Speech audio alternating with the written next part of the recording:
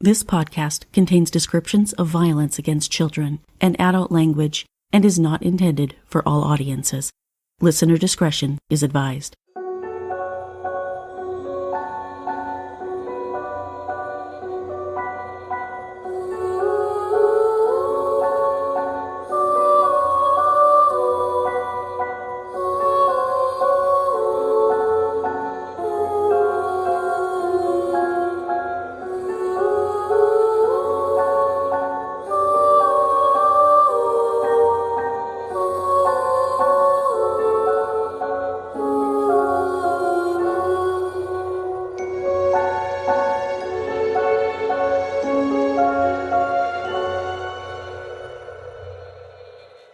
Hi guys, and welcome to Suffer the Little Children, the true crime podcast giving voices back to the victims of child abuse and shining a harsh spotlight on the parents, guardians, and caretakers who silenced them.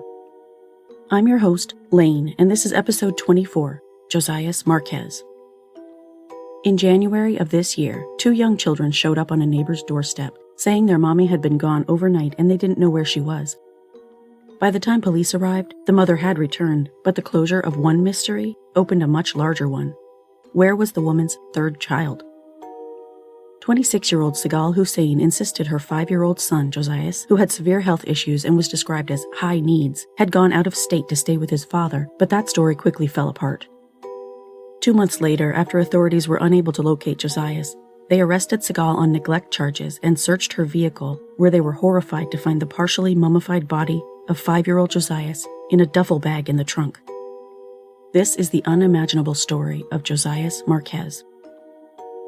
My sources for this week were the Green Bay Press Gazette, ABC2 WBAY, Metro, NBC 15, Fox 11 News, WeAreGreenBay.com, Fox 6 Milwaukee, Facebook, and court documents. Before I get into today's story, I want to give a shout out to my latest patrons, Ashley L. from Colton, Oregon, and a mysterious individual with the username GRQ1075191877222007, who I was unable to contact by email. If you recently pledged a monthly donation to the podcast and haven't received an email from me or a shout out by name on the show, please reach out to me at sufferthelittlechildren.pod@gmail.com and make sure you include your name and mailing address so I can send you a handwritten thank you card. If anyone else is interested in making a monthly pledge, which puts me that much closer to my goal of permanently devoting myself full-time to the podcast and the blog, you can visit sufferthelittlechildrenpod.com and click Become a Patron in the upper right corner of the screen. I'm also extremely grateful to accept one-time donations, which can be made by visiting sufferthelittlechildrenblog.com/support. For anyone who has contributed, thank you so much.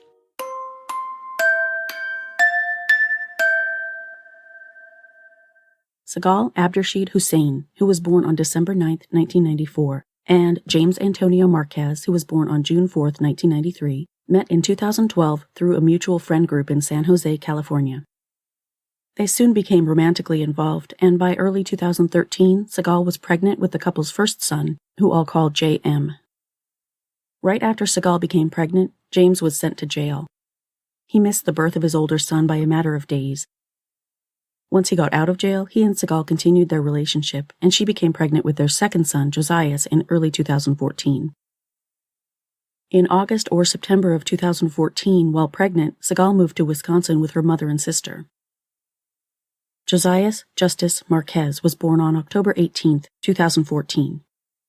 About 2 weeks after Josias was born in October, he came down with meningitis and spent the first several weeks of his life in the hospital. Josias survived the illness, but it left him blind and severely disabled, with damage in several areas of his brain. James moved to Wisconsin the month after Josias was born to help care for the children, moving in with Sagal and working a sanitation job on the 3rd shift so he could take care of the kids while Sagal worked. As a result of his medical issues shortly after birth, Josiah suffered from such severe seizures that he had to be heavily sedated for most of his short life. He was nonverbal, suffered seizures multiple times a day, and could not walk or crawl, as well as developing cerebral palsy. His food had to be pureed, and he usually took nutrition through a bottle, although he was eventually able to be spoon-fed. Unable to crawl or walk, Josias, known fondly as Jojo to his family, was transported everywhere in a stroller. Nonetheless, he had a great big smile and an infectious giggle that he loved to share. Gotcha. During his time in Wisconsin, James was arrested and extradited back to California to serve short jail sentences a few times, but when he was in Wisconsin, he said, he provided most of the children's care, feeding them, getting them ready for school each day, and making all of their school and medical arrangements and appointments. He administered Josiah's medications and accompanied him to the hospital when he twice had to be admitted to adjust the doses for his seizure medications. Even when she was around, Sagal left the children's care to him. In January of 2019, James grew sick of Sagal's laziness and unwillingness to care for their kids and decided to move back to California. By that time, the couple had a third child together, who I'll call A.M., whose paternity was evidently in question based on court records. It was eventually proven, however, that James was the little girl's father. James said that once he moved back to California, Sagal refused to allow him to speak with the children at first, but she ultimately relented, eventually allowing J.M. and A.M. first to visit and then to move in with their father. Of Josias, James said, "I did ask to have him come too, but Sagal never was interested in bringing him out to California." When James was arrested again in October of 2019, the children returned to their mother's home in Wisconsin, which is where they were living when Josias died one of the slowest, most brutal deaths I've ever had to cover.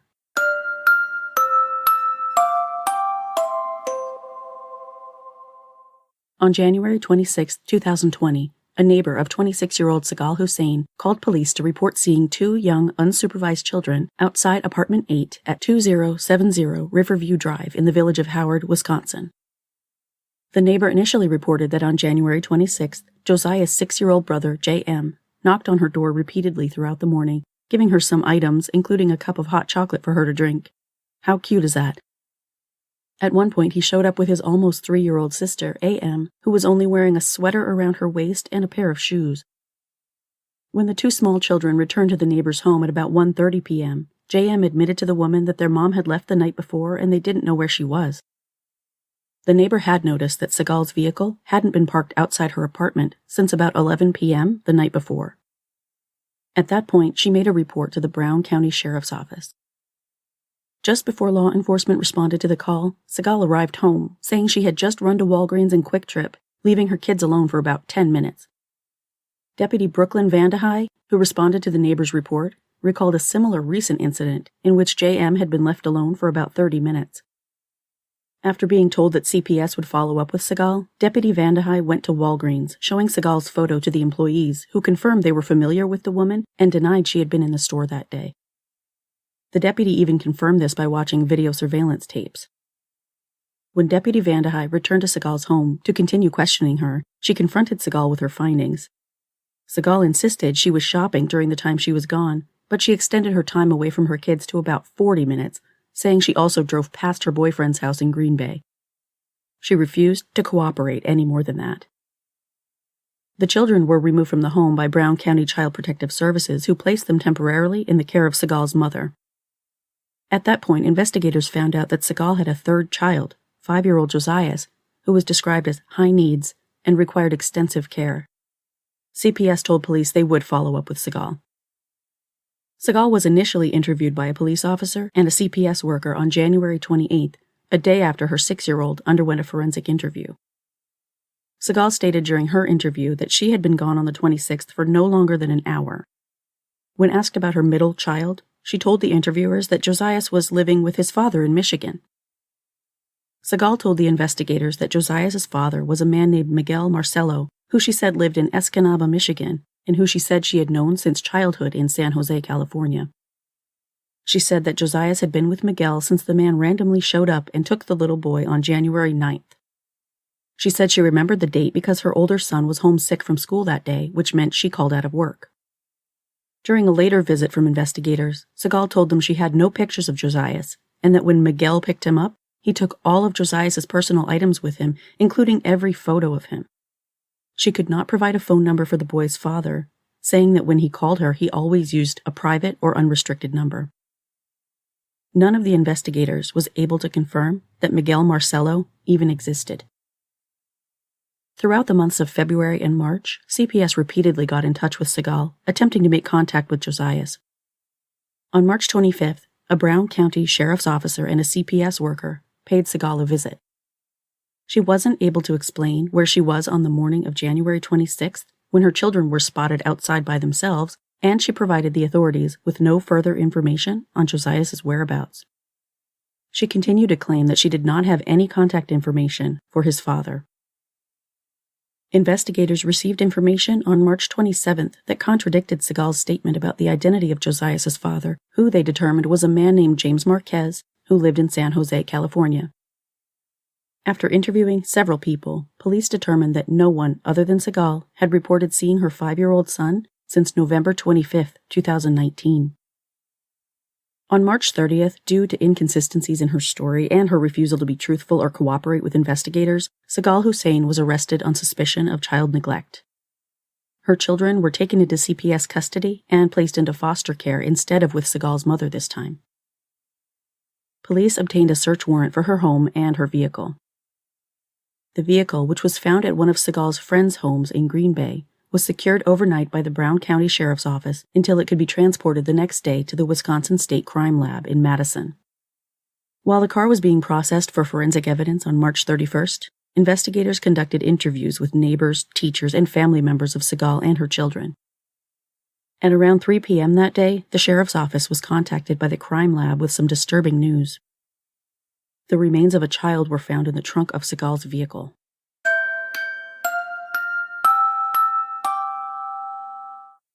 On April 1st, Sagal appeared in Brown County Court for a probable cause hearing regarding various criminal charges which had not yet been officially filed. Her bond was set at $500,000 cash, and the probable cause affidavit was, for the time being, sealed. On April 2nd, the State Crime Lab assisted in searching Sagal's home. On April 15th, results of an autopsy confirmed the identity of the body as that of her 5-year-old son, Josiah. Sagal's mother, Amal Ismail, spoke with a reporter through an interpreter. Sagal's family is from Somalia, which is a country in Africa, although she and her sister were born or at least raised in America. What I know, my daughter Sagal, is that she was a loving mother, and I believe that she didn't kill her own son. And what I believe is that it was not her intention to hurt or to kill her own child. She don't know why Sagal said the baby was with his dad, but mom said dad was not caring. He left the kids with Sagal. He was in California. She was very stressed. She was very busy, and she was having some tough time. Sagal was charged in April with hiding her son's body, and court documents revealed that what sounded like an utterly disgusting case of neglect was even worse than anyone thought. Josiah, on top of the blindness and seizures resulting from his newborn bout of meningitis, was also diagnosed with cerebral palsy and epilepsy. One of his doctors had told his mother that without his medications, Josiah's seizures could cause a fatal outcome. Of course, any mother in her right mind would religiously administer the child's medications, right? No, instead of doing what a decent parent would do, that is, give the kid his medicine, Sagal told investigators she had not given Josiah his medications since 2018, instead deciding to treat him with CBD oil. First of all, a fucking pardon? Look, I have nothing against CBD oil. I carry a tincture around in my purse, or at least I did when I was able to leave the house. I find it really helps with stress-related anxiety, and it has also helped de-escalate some of my migraine attacks before they really take hold. But to be used exclusively to treat cerebral palsy, epilepsy, and potentially life-threatening seizures? It's going to be a no for me, dog. Medical records confirm that Josiah had not received medical treatment for his conditions since 2018 and was not taking the medications prescribed to him. Oh, but that's not all. Josiah was reportedly severely malnourished as well. One of his former daycare teachers told investigators that Josiah was always very thin, and that his mother provided him an inadequate stroller that did not properly support him. He was, of course, unable to walk or move much at all. The teacher also said Josiah missed daycare in spurts, and that his mother's excuses for his absences were vague at best. The director of the daycare made a report to Child Protective Services about Josiah's apparent malnutrition, his lack of food, and his lack of communication with staff and other children. Investigators interviewed a family advocate for the Howard Swamico School District who said she conducted 2 home visits at the Hussein home in 2018. Because she never made contact with Josias, she filed a report with CPS about concerns the little boy was being left home alone and that she had been unable to see him during her visits. A school district social worker told police she became involved with the Hussein Marquez family in January of 2019 due to Josias' special needs and that she, too, had a hard time connecting with Sagal. The only time she made contact with Josias was at their first meeting. Many child abusers become extremely adept at dodging visits from CPS, as we've unfortunately seen in several other cases. School officials from the school Josias attended, Bay Harbor Elementary in Swamico, told investigators they had not seen Josias since winter break in December. I have to wonder if January 9th, when Sagal said her older son was sick and she called out of work, was the day Josias actually died and she took the day to clean up the mess she'd made, hiding his body and getting rid of all of his belongings. The autopsy did indicate Josias was severely malnourished, but his official cause of death was not determined, pending histology and toxicology reports. On March 26th, a phone call was recorded between Sagal and Josias' father, James Marquez, although it is not clear who made or authorized the recording. During the call, Sagal told James that she fucked up and was in a hell of trouble. James said that phone call was the first time Sagal ever said that I wasn't Josias' father. The things she said didn't make sense, and I could tell she was lying. During that March 26th phone call, James said, he could tell Sagal was being untruthful, and he became worried about Josias' safety. He told investigators that, in his opinion, Sagal was embarrassed of their son's disability and treated the other two children much better than she treated Josias. James said, I can't say that I want to believe that Sagal would ever intentionally harm him, but I could see that Sagal could stop providing care for him. Sagal never liked caring for him. She would treat the other two children so much better than him. I believe she was embarrassed that he had a disability and needed so much care. I wonder if she stopped caring for him when she found out that I may have to go to jail for 4 years.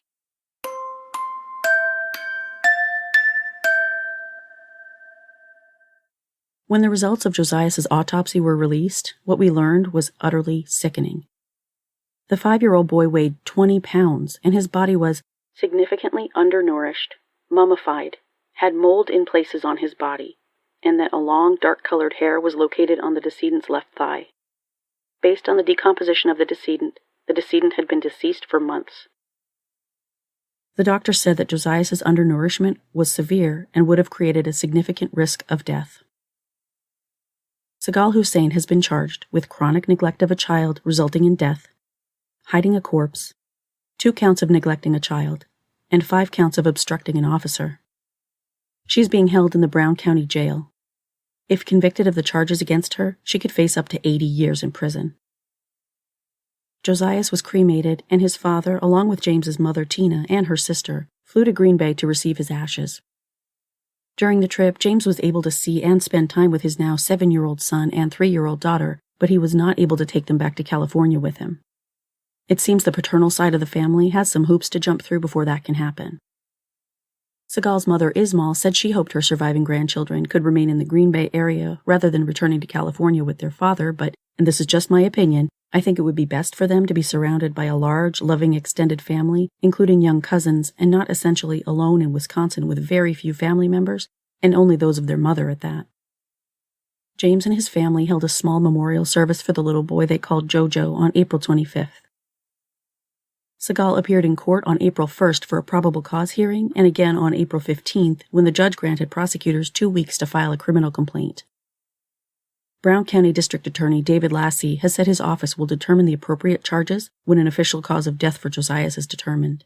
Clearly, there's reason to believe that Ms. Hussein had something to do with her child's death, and then no doubt as the probable cause with respect to her hiding the body of the child. Sagal was represented at the hearings by Assistant State Public Defender Amanda Toonen. According to court records, Sagal was charged with a felony count of forgery, uttering, with the modifier of party to a crime, which means she may not have been the primary actor in the crime, but she was willing to assist. The forgery charge indicates that Sagal, or someone she was assisting, knowingly attempted to pass a forged or counterfeited document. It's unclear whether this charge is in any way related to Josias' death, but it was filed on the same day as her original arrest. Sagal also faces 2 charges that were filed on March 9th of this year: operating a motor vehicle without a valid license and operating a motor vehicle without proof of insurance. The charges relate to the 2009 Nissan Murano station wagon in which Josiah's remains were found. This could have something to do with the reason Sagal's vehicle was found not at her home in Howard, but at her friend's home in Green Bay. In early May, the criminal complaint against Sagal was released, which shed more light on the family situation and the relationship between Sagal and James, who has thus far been identified as Josiah's real father, despite Sagal's initial claims to the contrary. When it first came out, I sat and read the entire massive document, and I learned a lot of things I almost wish I hadn't. As a mother and a human being, I was, and continue to be, disgusted, horrified, and bewildered at the apparent inhumanity of now 27-year-old Sagal Hussein, Josiah's mother, and I use that term in the biological sense only. If what she's accused of is true, this woman just stopped caring for her disabled son. She gave up on giving him medical care, attention, and even food. She abandoned him in every way that mattered. The charging document also notes that Sagal had been receiving SSI assistance for Josias, even after he was, as we now know, dead. What we didn't already know was that his decomposed remains were found in a duffel bag in the cargo area of her black Nissan Murano. She allegedly packed his malnourished little body into a duffel bag. Sagal used a months-long visit from her younger sister as one of several excuses to explain Josiah's sporadic school attendance over the past year. School officials also reported their concerns to CPS that Josiah might be at times left alone. One of Josiah's daycare teachers described Sagal as very nonverbal and said she rarely talked to me. Typically, if we did communicate, it would be me asking questions. I would ask if Josiah ate or how his night was before. Her answers were always very short and non-informative. The same would happen at pickup. I would share information with her about his day, and she seemed not interested and would sometimes just leave as I was talking to her. The same teacher also described Josiah as nonverbal. He never spoke and was in a stroller. He would babble and make noises but would not use words. He was much like an infant. He would cry when something was wrong or if he needed something. He would laugh and giggle if the kids played with him or if I read to him. He knew when it was time to eat. He would hear the bottle of Pediasure being shook and he would cry. He sometimes held his own bottle, but because his stroller was so upright, I would have to tip the stroller back so he could be in a position to hold the bottle. Also, he would drink the bottle very fast. The teacher mentioned that Sagal provided minimal nutrition for Josiah, saying each of his meals consisted of a bottle of Pediasure and an applesauce packet, and that was if Sagal remembered to bring it. The teacher also said that Josiah's stroller, which investigators described as a basic umbrella stroller, did not offer him enough support, and that if he would get mad, he would hit the sides of his head on metal bars on each side of the stroller. Josiah's older brother, J.M., was also in the teacher's transitional kindergarten class for a time. She said, I did not see him much, but I noticed his hair was not brushed and his clothes were tattered and dirty, but he always had nice shoes. This was the same for Josiah's. The teacher sounds like she actually cared about this poor little guy, saying, Sagal never provided any toys or attachments on the stroller to comfort him. I sent police a second picture of a scarf I made for Josiah, which I attached to the stroller. He used to rub it against his face. It would calm him. I also pointed out how the back of the stroller sagged, which I always thought looked so uncomfortable. I would often take him out of the stroller and place him on a mat so he could have some time out of the stroller. She also described how the stroller would leave red marks and indentations on the back of Josiah's legs and expressed concerns about how uncomfortable it must have been for him. The daycare also contacted CPS about their concerns, but the teacher was unsure of the outcome of the CPS inquiry. According to police, Sagal lied as often as she could about pretty much every possible detail in the stories she gave them, rolling right into a new lie whenever she was confronted. This woman is like an even less intelligent Casey Anthony, and who knew that was even possible? Friends of Sagal who had known her for about a year, including the one who rented the home where Sagal's station wagon was stored when it was impounded in March, told investigators they knew she had 3 children, but that she rarely, if ever, talked about Josiah's, and they had never met or even seen him. One friend said that after speaking with police, she looked through Sagal's Facebook photos, noting that her friend had hundreds of photos of JM and AM, but none of Josiah's. The friend also mentioned that Sagal met her current boyfriend, Jaylene Edwards, around the beginning of January, that he began spending the night at Sagal's house about a month ago, and then moved in with her around the last week of March. She said, I only know that he's from Milwaukee.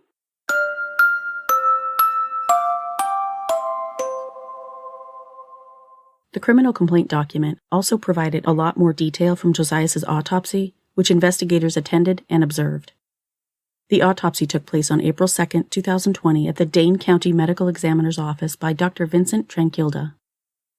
Dr. Tranquilda, who indicated that the definitive cause of death couldn't be determined until he received results of histology and toxicology, noted several factors related to malnourishment, including wasting of the temple areas, sunken cheeks, lack of fat and muscle wasting of the neck, sunken areas surrounding the collarbones, sunken ribs, convexity of the abdomen, prominent bones protruding in the shoulders, hips, and back, wasting of bilateral buttocks, atrophy or wasting of musculature of extremities, knobby knees, lanugo hair on extremities, which is commonly seen on individuals with eating disorders such as anorexia or bulimia. Josiah weighed only 20 pounds at the time of his autopsy, as compared to medical visits in late 2016 and early 2017, when he weighed upwards of 33 pounds. His maternal aunt used to call him her Chubba Wubba. Hell, one page of the medical records investigators reviewed, this one from 2017, indicated that Josiah was clinically obese and that the family should learn feeding cues to ensure he did not overeat. Medical records indicated the last time Josiah received medical care was at a doctor appointment on October 12, 2018. He was due to receive a number of immunizations on October 18, 2018, but these were never administered.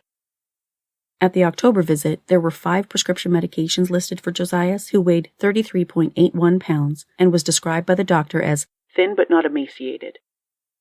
The records show the doctor explained the importance to Sagal of follow-up care for her son, but this was the last medical care of any kind that Josiah was documented to have received.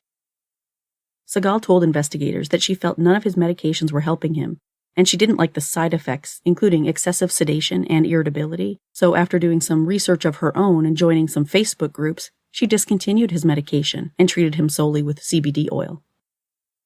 Dr. Thomas Huffer, the family's pediatrician, told investigators that all 3 children consistently missed scheduled appointments with little to no notice from the parents and no effort made to reschedule. The doctor reported that Josiah missed at least 13 appointments, JM missed 3, and AM, the boy's younger sister, missed 7. That's with Dr. Huffer's office alone. He also told police, "I'm also aware of an additional 10 appointments that Josiah missed with other medical providers besides my office." Josiah's neurologist, Dr. Terrence Edgar, and Dr. Huffer worked together in regard to the little boy's prescriptions, and they determined that after his last round of prescriptions was filled in March of 2019, he would have run out of medication by September of 2019. That wouldn't have mattered anyway, since Sagal had, by her own account, decided in 2018 not to medicate her son at all.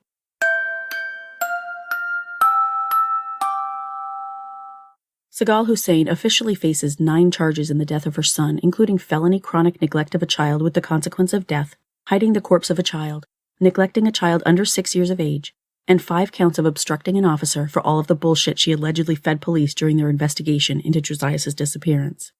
Again, shades of Casey Anthony. Due to the pandemic, the Wisconsin Supreme Court, like courts in most U.S. states, understandably limited in-person hearings, so any hearings in the case are taking place over video conference.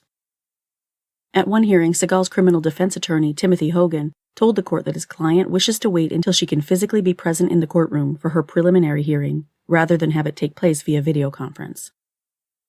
Since that is her right under the law, the tentative date for the preliminary hearing was pushed back to June 26th, and at that time, for the same reason, it was pushed back again to August 6th at 9:30 a.m., 2 days after this episode's released. I'll keep you guys updated if I can find out if that hearing takes place or not.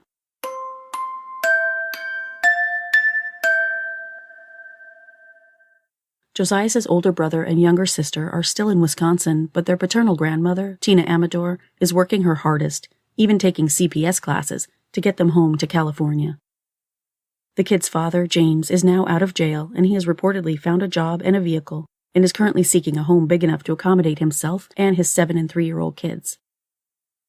This case epitomizes tragedy.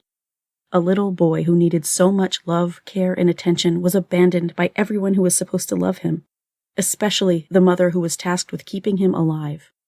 She couldn't even be bothered to do that, and I can't think of anything more selfish than what Sagal Hussein is accused of doing to her own 5-year-old son. Based on all the documentation and all of my research, this case boils down to one simple premise. Sagal Hussein simply stopped caring for and about her second child. Josias was allegedly the victim of a mother who just didn't give a shit about him. She couldn't be bothered to take him to the doctor, to oversee his medication regimen, or even to spoon pureed food into his mouth. If she's guilty of these crimes, she starved that helpless, vulnerable little boy, who literally couldn't even speak for himself, to death. Josias was obviously adored by most of his family. His maternal aunt made the following Facebook post after his death was confirmed. This broke my heart. I really feel for both sides of the family here. From the day you were born, I was in love with everything about you. From your beautiful dimples to that little beauty dot on your face. Handsome was an understatement. It's crazy how one little human can just pop up in your life one day and change your everything. I didn't understand patience until God gave us you. You opened my mind to so many things in life and put a certain love in my heart that made me extra vulnerable and so much softer. You had nothing but love in you, and I would have done anything to anyone to protect that.